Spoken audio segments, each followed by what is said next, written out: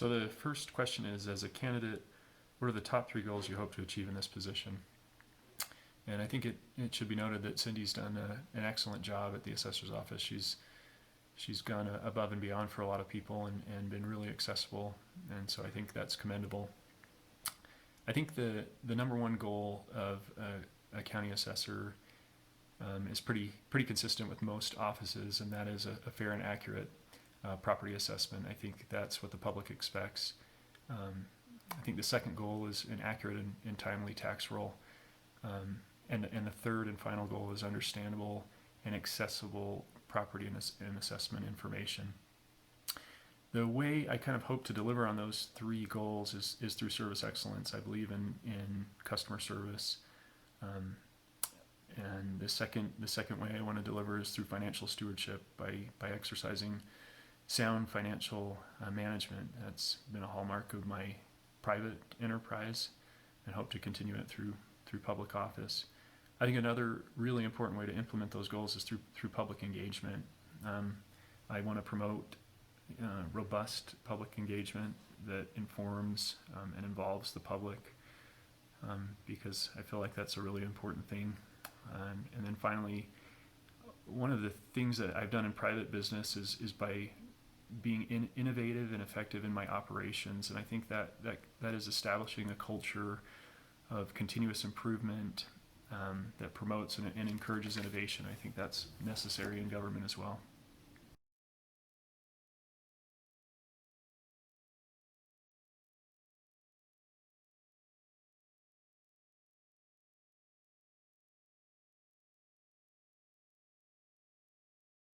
As a candidate, what are your top 3 goals you hope to achieve in this position? You know, I've been sending emails and mailers, and I've spoken in a few venues. That there are 3 things that I have been touting as, you know, my objectives as the assessor. And the first is going to be an educational outreach to property owners of the county. People typically don't understand the taxing administration and how it functions. They don't understand the benefits sometimes that are available to them. And I think that we as an assessor's office have a responsibility to educate people out there so that they know better what benefits they have, you know, how the taxing administration works, how their properties are being taxed, and how they can reduce those taxes if there are eligible programs that they might fit into. And my second goal, I believe that the state has a mandate also that when we do our mass appraisals, we have these large coverage areas, which are called LEAs, meaning land economic areas.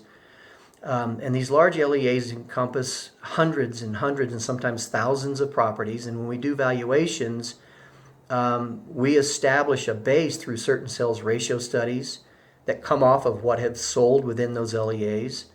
And if those sales have established a high percentage of growth over last year's values for the particular properties that sold, we implement those percentages of change across the board throughout the entire LEA. And I think that we could do a better job, and I'm trying to differentiate with the state how we segment better those sub areas within the overall LEA so that they're not all hit per se by the same percentages of growth as a given market that maybe did better than others.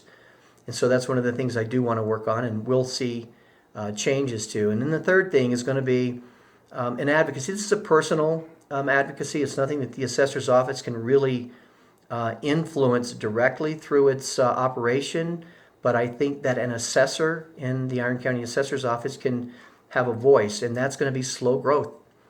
I see that we're developing rapidly. You know, our house population is growing tremendously. Our business, I would say, out west of town with our warehouse and industrial buildings are growing rapidly, and we have a lot of development going on.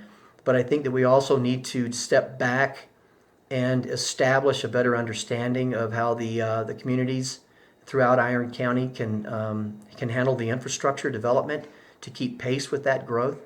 I think we need to be careful of the excessive inventory that can come onto the market, because when things slow down, you know, if the economy turns a little bit south or if the rates go up, If the buyer pool starts to shrink, all of a sudden we have this excess inventory and we start to see property values decrease and diminish.